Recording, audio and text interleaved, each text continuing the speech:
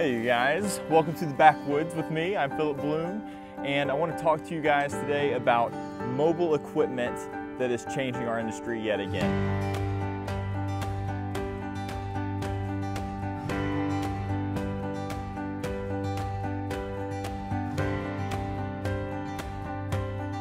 So many of you know that my wife Eileen and I shoot all kinds of high-end photography, whether it's luxury weddings or working with fashion designers, shooting fashion in Europe. But through all of that, through a decade-long career, I've always been something of a minimalist. Maybe not extreme minimalist. I always want to have the right tool for the job. But I think what you realize once you've been in this industry long enough is that just like all industries, camera gear is marketed to us and almost shoved down our throats. We're forced to believe that the most expensive equipment or the best known name brand is what we need to create the right light or something like that. And maybe in the past it was true. The name brands that were a little more expensive were more reliable, and so it was worthwhile putting in a little extra change.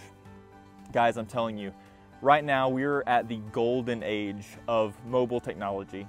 And I'd be curious to know what you guys think, because I haven't quite figured this out. I don't know if it's because of Amazon and technology and how accessible gear is, but honestly, now it's some of the value brands, some of the new incoming technology who are making lighting gear and camera gear, who are literally the most innovative companies. And I have no problem using their products over what have been the Canons and Photos and more well-known brands over the years. Those are still great equipment. Those are still live up to their reputation. But some of this other gear is doing the same thing. So let me show you a little bit what's in my pack. My gear all fits in this one single bag. In fact, I brought it out here with my family camping. Hopefully the kids won't run by, so the kids are out here playing somewhere. But I can carry everything wherever we go. And I even brought out a little extra equipment today just to show you before and after what I have used up until recently and some of the newer equipment. So I'm carrying everything in my portage pack here. I love the flip top bag because I'm able to keep my best light modifier, the most compact umbrella. This is a Westcott umbrella that happens to fold twice, so it becomes a lot more compact than even a small umbrella that you usually wouldn't quite fit in your carry-on. I believe, and I'll put this in the notes and a link to a page with all of our gear in case you have any questions about this, but I believe this is a 35-inch, and I believe it's the 35-inch in particular that folds twice. So you've got that stand that folds twice, and then the actual arms fold in twice instead of just once like a normal umbrella. And that allows me to pack it up super small. So that's your best light modifier, your most compact for soft light anywhere you go in the world. And then my light stand, I got this just for traveling, and I've ended up making it my light stand for everything. Because it works great and it's just so compact. The legs fold up reverse instead of folding down. So I get a nice wide base, a very stable light stand. But it also retracts with several layers of poles coming out. So it becomes very small, again, fits in my carry-on. And I'll attach my favorite light to this in just a moment, I'll show you. But this is a Manfrotto 5001B. Also known as their nano stand. It's industry standard. I've tried other light stands, this is the best. There really are other ones that are kind of cool that I like, where the legs are independent of one another, so you can set it up on a hill easily, etc.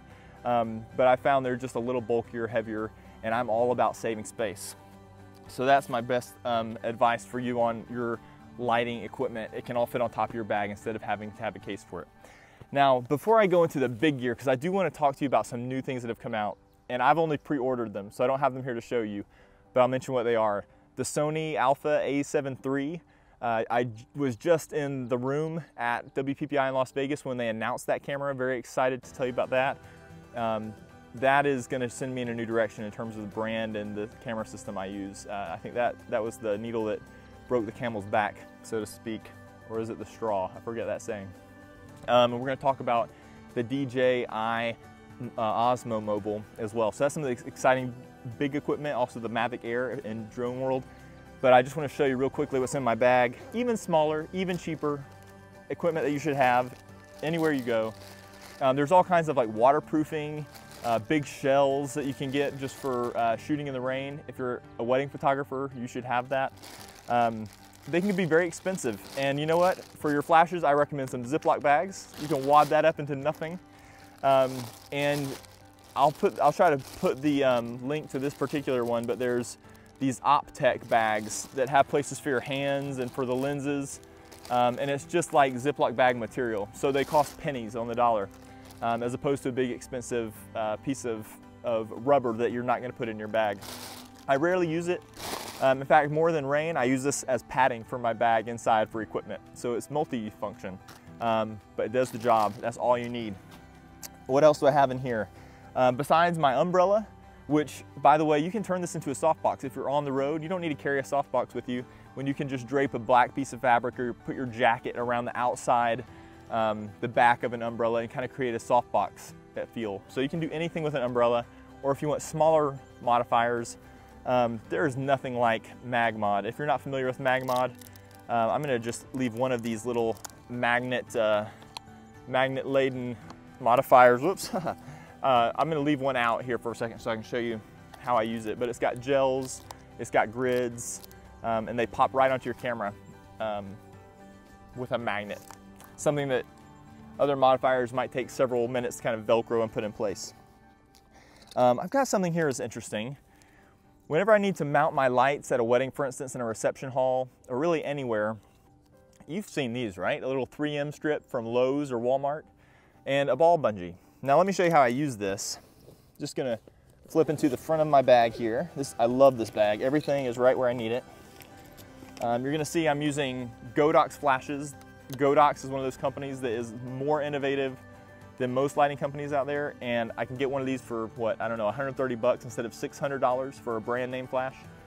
Better features, better universal setup and options. So what I'll do with this ball bungee is strap it around. I'll stick this to a wall, to anything. It goes on solid and it comes off easy. And I can literally string my flashes up in reception halls so people don't trip over light stands, or put these anywhere. Now you can buy a nice little bulky hook with a similar 3M strip backing from a camera, I won't name it, but from an equipment company, and it costs a good chunk of change.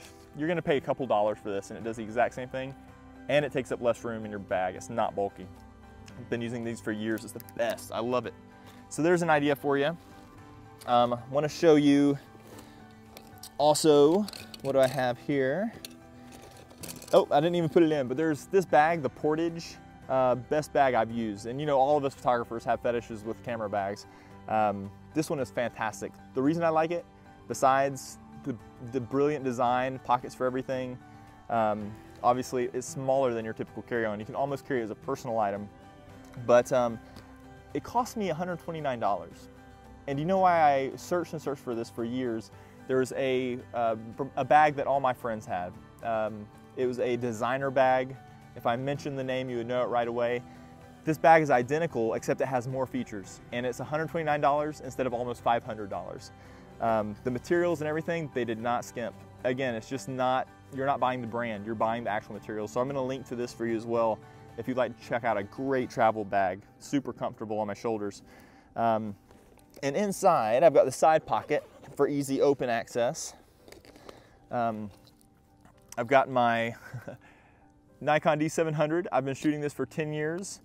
Again, I'm not all about getting the newest camera until now. I've ordered the Sony Alpha A7 III. No, not the A7R2, not the A9.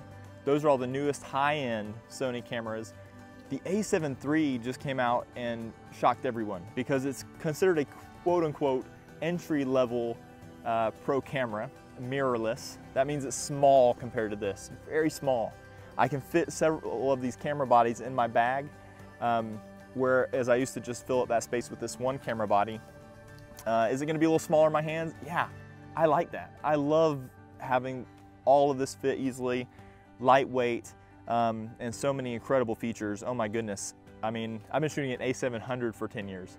Or I'm sorry, a D700 for 10 years. So some of the features that maybe some of you take for granted on your cameras, video, focus tracking, all these things I've been doing manually, built into this camera and surpassing what most of our cameras, modern ones, even do.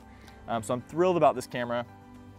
The resolution on it it's not the A7R2's 42 megapixels. Honestly, to me, 20 megapixels, 24, something like that, which is what the A7 III has, is the sweet spot in resolution. It's not killing my workflow with an over redundance of resolution. It's just beautiful, ridiculous amount of resolution still, so we can't take that for granted. And it's fast in low light. The sensors, guys, 5-axis stabilization, so it's shooting 4K video, and now I can even save money on the lenses I choose. I don't have to buy stabilized, expensive lenses because the camera body with the A7 III from Sony has a 5-axis stabilization. It's amazing. It does so much. So what that means is, whereas lenses I've been using, I brought this along. I love the 70-200. If anyone has this out there, you know what a wonderful lens this is. 70-200, 2.8. I love it, but you know what? It's a big lens, and I'll continue to use this for nature. I can get an adapter and hook it to my Sony mirrorless camera, as well as using it with my Nikons. But you know, this piece of Nikon glass is heavy, and this has usually been on my shoulder strap like this. I'm at a wedding for a 10-hour day, and I've been shooting for 10 years, so my body's starting to feel it. What I've found, guys, is you can pay a couple thousand, $2,500 for a lens like that, or even this 70-24, a couple $1,000, great lens, versatile. But you know what, over 10 years, it's got moving parts. You have problems, you have to get it calibrated more often, you have to get repairs more often. And what I have really become a huge fan of is prime lenses, because you know what you can do? Yeah, I can shoot anything from 24 to 70 millimeters on that lens. But if I get my favorite lens, my favorite zoom at the top end of that, like an 85 prime, guys, this is a 1.8, and it's gonna cost you, as opposed to $1,500 or more dollars, it's gonna cost you about $500 to $700 for some of these prime lenses. That means I can get a prime lens, which, by the way, has better bokeh, better quality glass. It just doesn't have the zoom option, which is actually better in my opinion, because I can get this and I can get the lower end of that zoom.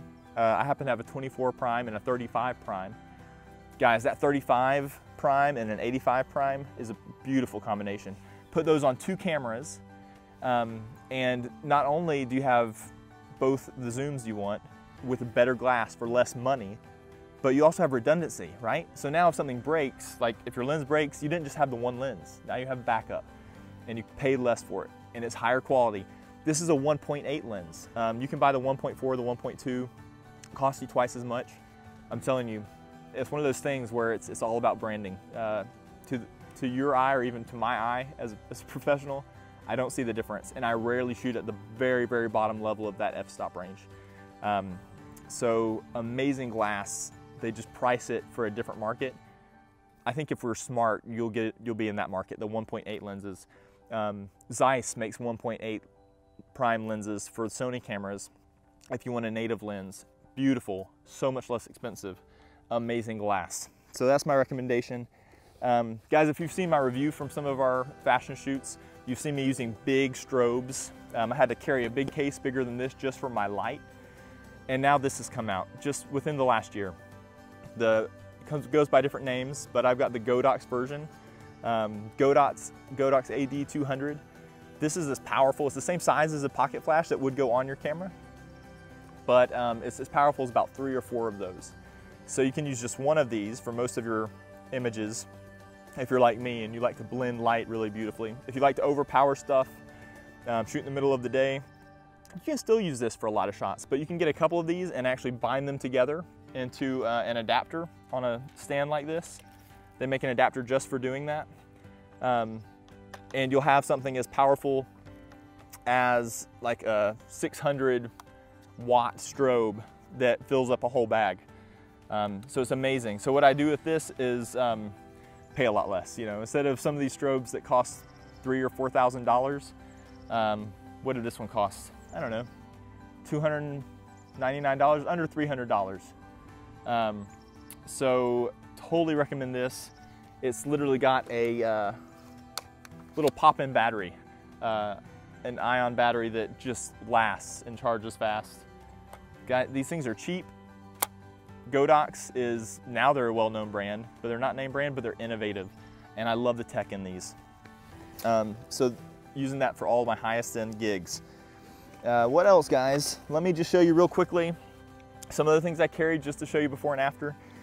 I'm a huge spider holster fan. I actually don't use a strap like this anymore because it killed my shoulders over the years. And also once my camera was swinging around and hit a little girl on the head, and that I was scared to do it at weddings after that.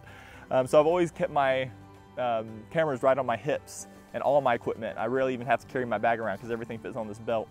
But on trips, I'd have to wear it on the plane, right? Or else put it in my checked luggage. And frankly, I don't like to put anything in my checked luggage, camera related.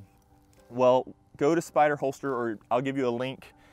And now the Spider Light, let me show you what that is. Instead of the whole belt, totally recommend getting, this is the backpack series. You can see I just use the strap to hold like a GoPro. So it comes with this little clip. You can take this off and hook a GoPro in there. And that's what I'll sometimes use this strap for if I'm not wearing my backpack. And then this goes straight on your own belt. Check that out. So not only do I can simply clip my camera onto my belt like that, but I can also take my flashes and hook them right onto my belt like that and take them off that easily. So no more camera straps for me. I feel like Pinocchio, no more strings to tie me down, and love that mobile fluidity. Actually, this clip stays on my belt all the time. I don't even think about it. I just put it on in the morning. Lastly, I mentioned DJI. Guys, I've had this for a couple years. It's an accessory I would recommend to anybody and everybody, every photographer, anyone really doing behind the scenes, wanting to grow your business through social media. You put your mobile phone in this, instead of the DJI Pro Osmo that has its own camera built in. And I don't know how, if you buy something with a camera built in, I feel like it's gonna go out of date at some point. But if you get the mobile, whatever phone upgrade you get, you just hook your phone in here, constantly updating your camera along with the current technology. And what this does is incredible in that not only does it stabilize your video, behind the scenes content, seamlessly, professionally looking, but it also has features to do moving time lapses. You just put this thing on a light stand or a tripod, and you're in great shape. This happens to be the Osmo Mobile Series 1, and I paid a couple $100s for this. The new and improved, and I don't know why this keeps happening, but they keep improving gear and charging less for it. The new Osmo Osmo Mobile 2 is coming out at, I think, $129. It's just a no-brainer. You should buy one. The only difference is instead of having the removable battery, it has the built-in, but it lasts twice as long, which to me is great because I can afford 2 of those if I wanted to and replace them with each other, and I always have backup. I feel like having backups for my equipment is the reason we've gone 10 years without having any fatal mistakes, losing images or losing gear on during a project. Sure, those things have happened, but we've always had a backup. So I'm a huge fan of the Osmo Mobile 2. It's just too good of a deal. None of the competitors who make these devices compete with how smooth and how fast it is. I know a lot of you who follow me know how much I love GorillaPods, and I've stuck our flashes on these. You don't have to have a whole light stand, right? If you have an object that you can clamp this onto the top of, then you have a light stand anywhere you want to go, and it's just this big, right? But what I found was Joby, who makes these GorillaPods, came out with some smaller ones, which are super multifunctional and even smaller, fit in my bag. This actually comes with a little top that you can put your mobile phone in, so you can do selfies with groups, or a video like right now. I have another one of these that's holding my phone for this video. So that's one obvious option, but you know what? This actually has a little button on the top. I can slide that piece off, and I can keep brackets on all my flashes and just slide these on. And yes, this is small, but I can still balance, I can still tripod a flash on here, which is what I use those bigger ones for all the time. I can hang it from a tree, I can put them anywhere with this small Joby tripod, which is amazing too, because the red feet are really strong magnets. I can literally suction this to a piece of metal anywhere I am and have flashes anywhere I desire to put them. And I can fit a few of these in my bag without even thinking about it, as opposed to these old, big, heavy Gorilla Pods. Super strong. So I hope that gives you a little idea. I won't go into all the audio. There's so much great equipment that's small and cheap, but I'll put it all on the list for you guys to look at. The link is below here. And I hope that it really helps you guys if you're starting your equipment collection, trying to decide what system to use. I've gone years trying to put and combine flashes and things in ways that were streamlined, that would give me all the light setups I wanted. And now it's just so easy with systems like Godox that have the strobes and the pocket flashes. The controllers for these things are incredibly intuitive and easy to use. I'm so excited about, I'm not an equipment guy, right? I try to have as little equipment as possible, but I'm so excited about the tech now because it's affordable. It does everything right and it's so reliable. And so I hope that this list that I put together over years and have kind of seen the newest stuff, answering all of my, basically solving all of the frustrations that we've had over years. I hope that this list is just really a lifesaver for you, even if you're just looking to upgrade your camera equipment after having a camera for too long, as we probably have. So guys, enjoy. Let us know if you have any questions. We're real people. We're here to answer your questions, and we'll talk to you more soon. Thanks. Have a good one.